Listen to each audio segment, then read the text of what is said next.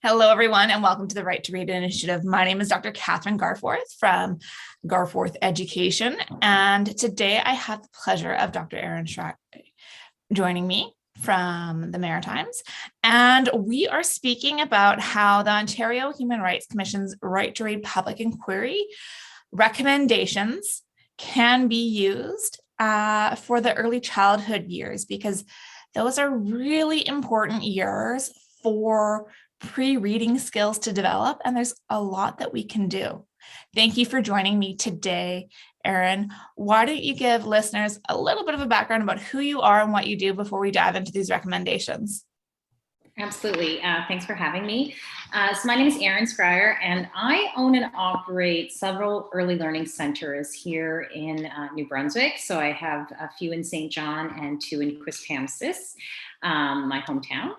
And so throughout the organization and the early learning centers, I have 4-year-old preschool classes. So really the focus of our conversation has been around those classrooms, that 4-year-old setting, and thinking about the and how that applies to the early childhood preschool setting.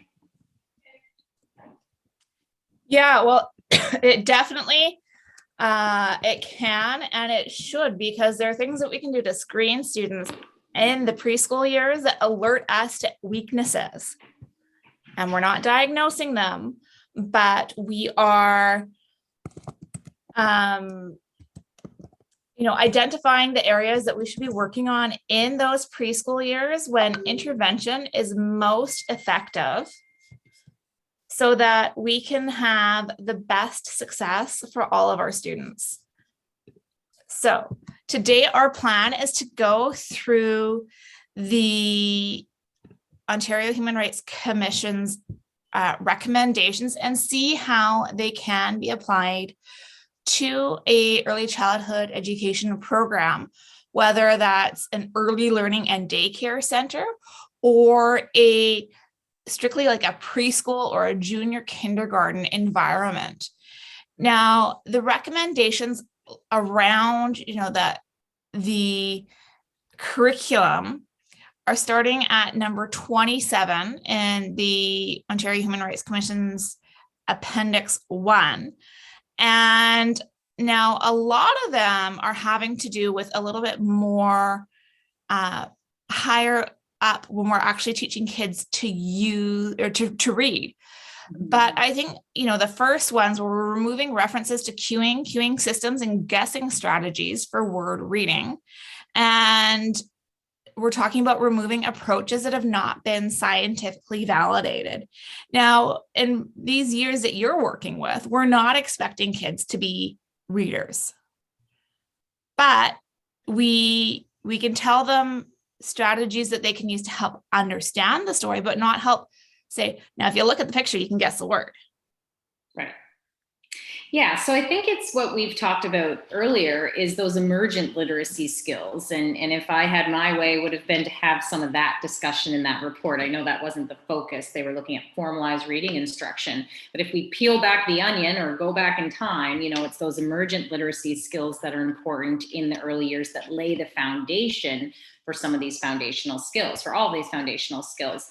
So in my context is bringing that kind of information and knowledge to my team and my educators. And so if we think bigger in terms of vision for ECE would be what, and hey, maybe it's something we can recommend to the Human Rights Commission or someone else around, what does literacy look like in early childhood? And we're not talking, unfortunately, even in our curriculum framework, it talks about multi-literacies and it really doesn't, it's not following the science of reading. So we're even seeing that in an early years curriculum framework.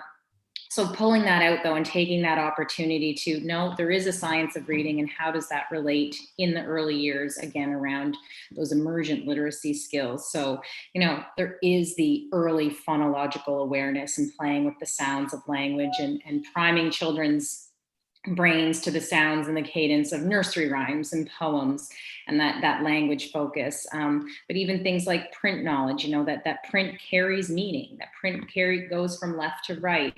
How we're using approaches, as we've talked about before, really popular in preschool programs is the read aloud. But how can we refine our read aloud to support more explicitly children's emergent literacy skills, and even just making our educators aware of the skills that they're targeting. They're doing a lot of this anyway, but are they aware in kind of a methodical way what they're targeting through their work with children? I think that's really important for our ECE field to themselves even recognize the value, and I'm always pumping up my teams, like the value of what they do, but knowing that more explicitly. So yeah, I think in the recommendations, really like coming back to then what are the emergent literacy skills? I think the report talks really well about foundational literacy skills in the big five, but what's even before that? And then, as you and I have spoke about lightly, we can talk about today, is that piece around the screening and monitoring of children in the early years when, that's reading difficulties, even not formalized reading difficulties, but the hints that children are going to perhaps struggle with reading or literacy, they do emerge really early. And so how can we notice them, and what do we do with that? Definitely. Well, and I think especially when we're looking at the older years of ECE, the next two recommendations have important information with them. So we're requiring mandatory, explicit, systematic, and direct instruction for foundational reading skills, including phonemic awareness, phonics, and decoding and word reading proficiency. Now, when we're looking at the early childhood years, we're looking at those foundational reading skills about print awareness and alphabetic knowledge, as well as phonological and phonemic awareness. We're not expecting preschoolers to be able to blend, segment, delete, and replace things, but they can start to understand and recognize when words begin with the same first sound and counting the number of syllables in a word. Mm-hmm. Right, that early phonemic awareness, right? And thank you, Kathryn recently shared with me an article, and I didn't know about it, that, have some big names in there, Kilpatrick and Moats, among others. I gave it away this morning. I'm going to print myself, so I don't have it right here. But, it was speaking to those pieces, right? And reminding ourselves that, K1 is really that segmenting and blending of phonemes. So again, if we then work backwards, so that's not the focus in preschool, right? That we're still so much more foundational and playful. And I think you'll hear that. I know some of your guests participating in kindergarten programs throughout the country that may have 4-year-olds, and that important, even at 5 and 6. And my whole school is premised on the importance of play and playfulness, but being really mindful where children are at in their development, offering developmentally appropriate practice. But again, I think when we go back to those, around the screening and monitoring, around, what are the kind of hints or things that we're seeing that indicate a child might, may struggle. And then what does that mean in terms of the provision that we offer them? Yeah, well, there are two things that I think in that document, and we can post it in the resources, that really stood out for me. And it was kind of nice to read them because they're things that I've always believed in and done with my students. Now, one is working with compound words. And kids in this age love to figure things out. They love to be word scientists. So if you show them a picture of a cup and then a picture of a cake, can you put them together to make one word? Cupcake, right? Right.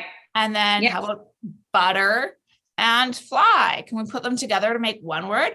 Butterfly. Now, these are great activities that are enjoyable, they're playful, and they're easy to incorporate into your curriculum as part of that circle time activity. And there are various things that we can do to help support those developments. The other thing is when we're talking about syllables. Now, syllables are units in the word, and we can teach preschoolers to count syllables. Now, the reason why this is so important is once they're able to break a word up into 2 syllables and blend it together, that means that they're ready to move on to that next step of blending and segmenting simple CVC words, right? And that is a crucial step in reading development. Now, you may have some students in your programs that can do the blending and segmenting of a 3-sound word like k, a, t, cat. Kids as young as 2 or 3, some of them can do that if they're really skilled and advanced and have had that attunement.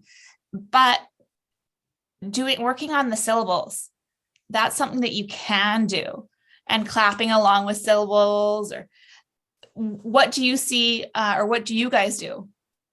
Well, one of the favorite things that the children do is we do, how many times does your chin hit your hand? Mm-hmm. And so they think that's really funny. There's programs that do, cupcake and all those pieces, but for those children, again, who needed a little more explicitness around, how does that feel and what does that do? Really putting their hand here and cupcake. It hit my hand twice. Has been a really fun piece around there. But yeah, certainly starting with those syllables, starting with, cards that don't require children to read. They cannot read, but the pictures, the cup and the cake, and putting those together. So yeah, that is where we start. And again, that would be, kind of 4-year-old preschool. There'd be, meetings, and we do have morning and afternoon meetings with read alouds and nursery rhymes and some of that language play. But I certainly feel, for us anyway, it becomes more explicit. Mm-hmm. As children are 4, and syllables, like my son can tell me about a syllable. And that's the other piece too, that I think a lot of us on this journey with the science of reading, it's giving students and children that vocabulary, phonemes, syllables, segmenting. And as you said, they get really excited about being word scientists. Well, that's a big piece of it too, that they know the vocabulary for the pieces of words that they're playing with or working with. And it's really motivating. Syllable is, a fairly big word for a little 4-year-old. And, he's very proficient to tell you that there's 3 syllables in this word or that. And so I think the motivation that comes from that and giving and back, let's tie it back to language, right? We are supporting children's language development by naming things and giving them the names for the concepts that are accurate and that actually describe what they're doing. Because what I have found is then if we, again, scale this up to older children, that children that know that vocabulary, it's, well, how many syllables are in that multi-syllabic word you're reading? So how many vowels should you have? Go check your spelling, So I think for us, and I'm not going to say, I'm very much on a journey here, and we all are. But as we've learned those things that, there's a vowel in every syllable, well, what a thing to share with students about their spelling, for example. We haven't always done that, but we're getting there and learning those pieces. So now being able to start with our preschoolers and them know some of this vocabulary and name what a syllable is other than the parts in words or different ways, those ones that we clap, right? And they wouldn't necessarily know that that's called a syllable. So that's been part of the practice in preschool too, is giving children and educators, because as educators, teachers and early childhood educators together, we're learning these terms, right? So giving both the educator and the children those terms and those vocabulary has been really fun and interesting this year as well. For sure. And another way that I love doing with little kids for teaching syllables is saying it with your lips closed. And you can hear the vowels, so you can count like, you can like it. Yeah. And they think it's funny. At least the ones that I've worked with have. Yeah. And that was in the report I read last night that you shared with me on the phonemic awareness piece and really calling children's attention to what is your tongue doing? What are your teeth doing? Again, I don't think that has been regular practice for many of us. Maybe in certain instances, where a student's really struggling with something, and I have tons of these handheld mirrors that you would get.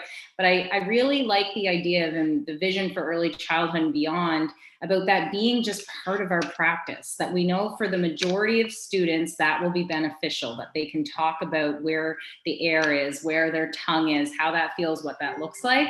And again, in early years, we have such an opportunity because that's fun and playful, and children are still, very egotistical. So they're not worried that what are they looking at when they've, what do they look like when they've got their mouth wide open, they'll do that very eagerly. So a lot of that play with language and those pieces that way too. Definitely. Now, so there are other things that the report talks about. And one of them that I wanted to highlight was morphology, because personally, I think there's some morphemes that we can teach in the ECE years, not as this is how you spell it, and this is like not super formally, but mentioning it in passing, and that incidental learning that can happen, because of course, not all of your students are going to be at the level where they can understand this, but there are going to be some that can grab onto that knowledge and use it. And the one that I always like using is working with uni, bi, and tri, and cycle. Mm-hmm. Because you've got a unicycle, a bicycle, and a tricycle, and pointing out the number of wheels, and there's a triangle has 3 sides, and a cycle is a wheel. What can we think of other things? And a lot of preschools also do, the butterfly life cycle, mm-hmm. and ways that we can introduce this. And, when young kids, especially in those ECE years, are playing with language and just figuring it out, one of the suffixes often comes, actually a couple of them. So this plural suffix, S, trying to figure out which words need it and which words don't, and whether it's or Z, right? It's not a formal lesson, but you can do it in an incidental manner. And then also the suffix ED, and talking about whether it needs to be past tense or how it's pronounced. Right. And I think that's that, because we're bringing in, so obviously this is a lot of language pieces, but as we, and this is, why in every classroom there are whiteboards and flip chart paper and all of that to have easy access when you're having those discussions, to then also, again, incidentally at this age, write it down. Oh yeah, I'm going to put an ED at the end of that because that tells me it's in the past. So this is how we say it, because there's still a lot of children working, of course, on their language and their pronunciation. And so I think, being able to layer on that written piece to it. And again, it would be incidental. You might be very explicit about what you're doing and showing them, but there's not a, kind of expectation that that's fully grasped. But I think, as you're saying, Kathryn, is exposing children to, I love word scientists. I always call the code crackers too. They've got their little magnifying glass. But it's because they are genuinely interested in, why is it that word? And why does it say it like this? And I love the morphology example you gave. I'm going to share that one out. And just because, again, I think it's all about, and we talk about in the early years, we're setting the foundation.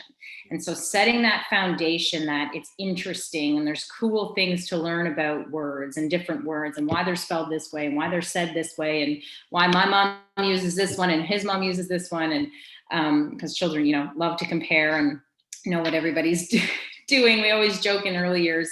I mean, it's in lower elementary too, but we know so much about what happens in people's homes. And my mom used this word yesterday, and what does that mean? And but I think what you're speaking to, I guess it's that foundation for an interest and curiosity across. That's one of the big things we do in the early years is value children's innate curiosity and foster that and ask more questions and encourage them to ask more questions. But doing that about language and literacy in the early years, and again, just really kind of setting that foundation that whether we look at that from who's grasping onto this foundation a little bit and who's, it's kind of really not setting with them, or simply from a, kind of universal approach around an interest in language and literacy. You know, we know that, you know, as children move to formalized schooling, it certainly becomes a focus, and rightfully so. But setting, I think, that foundation of curiosity with them is certainly a role that us in early childhood can and should be playing, what I would argue anyway. Well, and the pride that those little ones have when they come home. Yes, you know everything that happened in the house, but parents typically know a lot of what's happened in school. And when they can say, Mommy, did you know that bi means two? Yes. And it's bicycle because it has two wheels. That's so exciting for them. Absolutely. And they love sharing their knowledge. So, you know, and then some parents will be like, oh yeah, I never thought of that. Yeah. Well, I mean, hopefully for bicycle as an example, but right. Yeah. So the other thing that I think is really important in the early childhood years is working on that oral language when we're talking about language comprehension, or how to understand the spoken language, and working on the vocabulary that these kids have, because we want to build up their vocabulary as much as we can, and we want to do it explicitly, right? And be very conscious of the language that we're using, because this is when kids' brains are made to learn words. And if you use it, they can learn it. But if you don't, they're not having that exposure, right? Yeah. Oh gosh, I'm trying to think of the word the child just used with me this morning. It wasn't a dinosaur name. It was something else, because I've told you about the example about the, you know, Tyrannosaurus Rex. Oh, it'll come to me. Anyhow, yeah, I mean, oral language. And, you know, so one way we do that is through serve and return conversations with children, right? So genuine conversations back and forth, paying attention, looking at you in the eye, and having those conversations, and using vocabulary as you would use it. So there's that, you know, kind of one piece. And then to even, you know, put it up a notch there around vocabulary. And we don't really talk about tier 2 words in early childhood, but the idea that, you know, using, you know, advanced vocabulary, for example, I mean, some of the research has suggested the best place to go for that is read alouds, is picture books, is stories. And so, you know, read aloud time, and really focusing, as you say, explicitly on some of those words. So, you know, like, I'll suggest to educators in a read aloud, you have your flip chart paper, you have your whiteboard, you know, write 3 or 5 of those words down as you're reading that either were interesting or tricky, or you just want to come back to. Do some talk about the words after, whether it's during the story or after the story. So the read aloud piece is huge. And then it really is using authentic language, you know, as we're talking about, like, using the correct term for something, labeling things as they really are, having, you know, in our preschool rooms, having dictionaries. What does that mean? We even set the foundation there. Oh, well, this book actually can help us find out what that means. You know, it's not that Miss Erin knows the meaning of every word. So again, just having kind of all those tools and opportunities, but also being very, and I talk to my educators a lot about this, being purposeful about it, you know. And as we've talked about, like, there can be the feel good, funny, or cozy read aloud, and you're not going to write down words, and you're not really going to have big conversations about, you know, a word or something that happened in the story. It's more of a feel good experience, but, you know, that you have that purposeful time that you are actually unpacking some words, and or you're talking about, you know, if you're doing a project, we forward a project-based approach. So children, for example, are really into bridges right now. A lot of people are traveling in my area. A lot of people will go to Prince Edward Island for vacation, so they go on the longest bridge. So there's a lot of discussion about bridges. We have a harbor bridge in our city.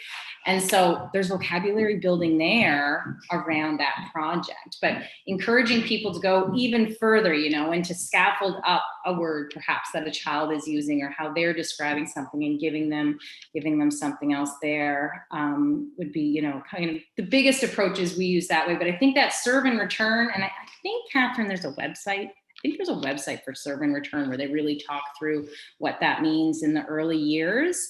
And so, you know, kind of, again, it's just that real waiting, even, right? Waiting for children to talk, not giving them the words or the vocabulary all the time, but that, you know, these children, 2, 3, 4 years old, 1, 2, 3, 4 years old, you know, vocabulary is emerging. So there's a lot going on in their brain to put all those words together and express that to you. So giving children also the time to have that language experience with you.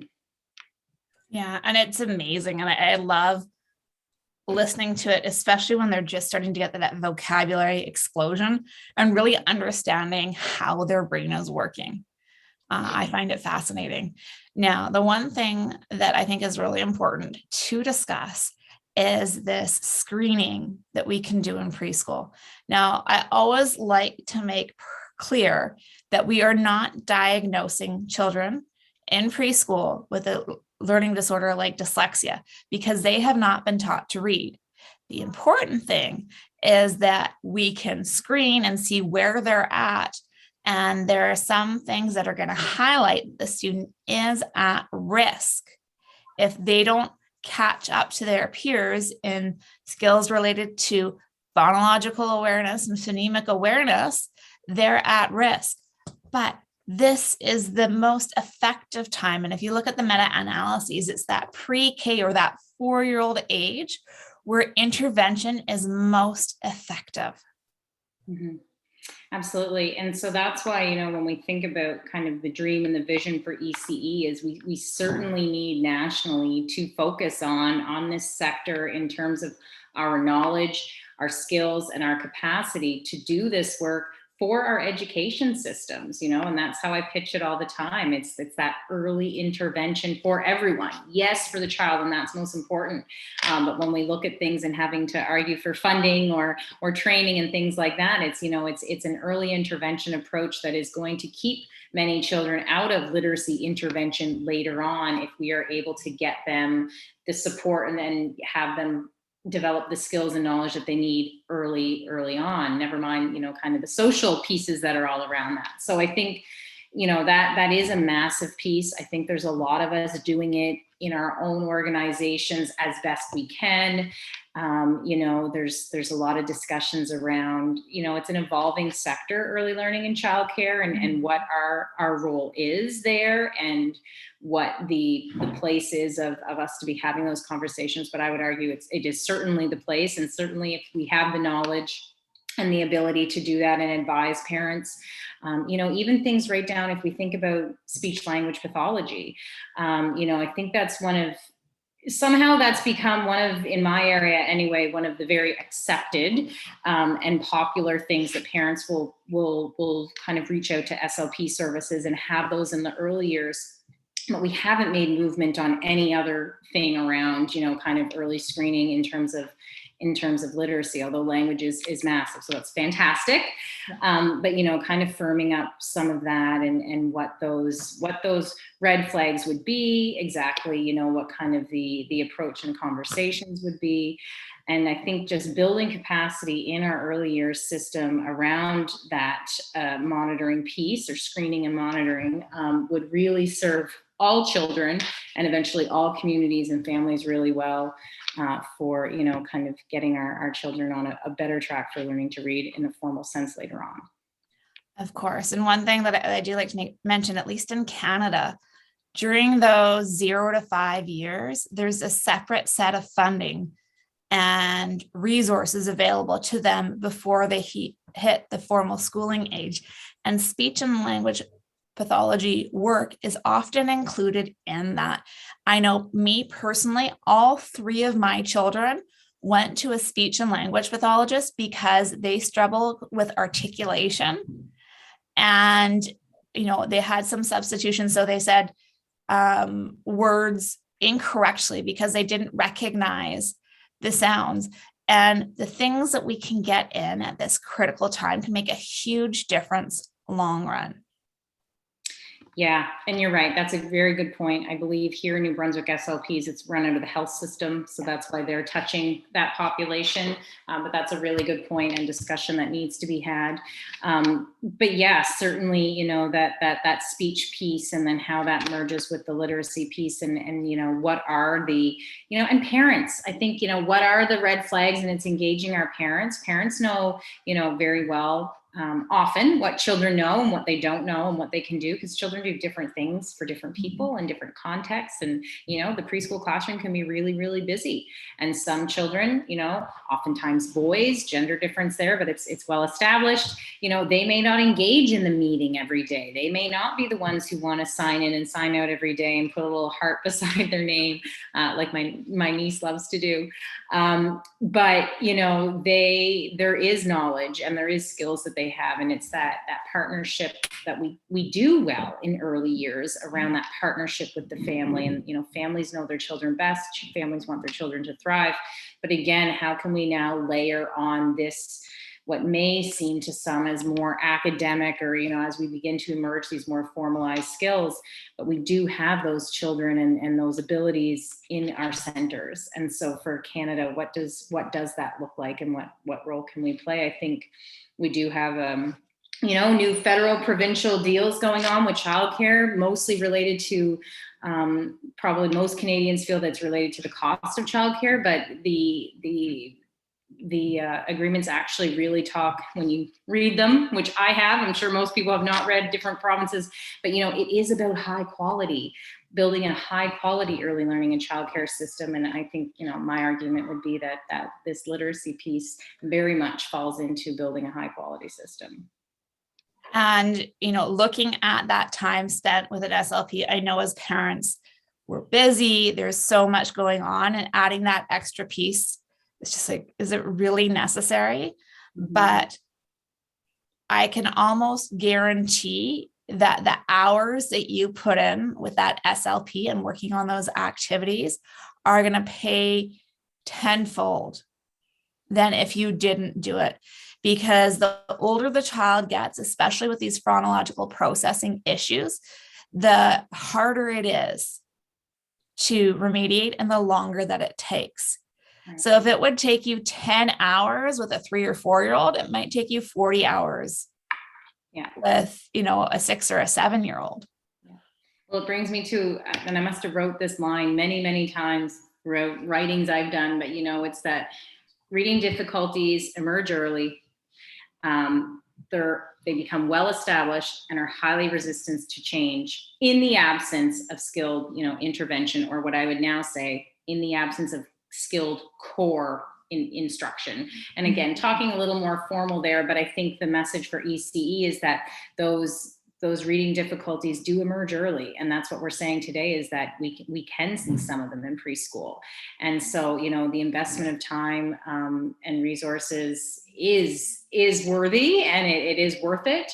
I think, like you're saying with the SLP, we, you know, do, again, mostly with SLPs, have the luxury of having a lot of them come to our centers. So families, you know, integrating those supports into children's days. So it's not, you know, mom rushing to the hospital at 5 o'clock to make it, you know, for an appointment, or during the day. Most of them are.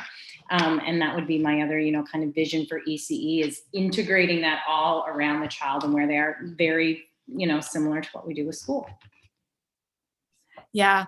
Well, it's important, and I think we're headed in the right direction, which is promising. Mm-hmm. So thank you so much for joining me today, Erin. I really enjoyed our conversation. Me too. And I think you're doing a wonderful job, and hopefully early childhood learning centers can learn from the great work that you're doing. Yeah. Well, thank you, Kathryn. I appreciate speaking to you. I appreciate the spotlight that you were shining on this report and the implications it has across sectors and groups of children and practitioners. So appreciate your time too. Thank you. Thank you.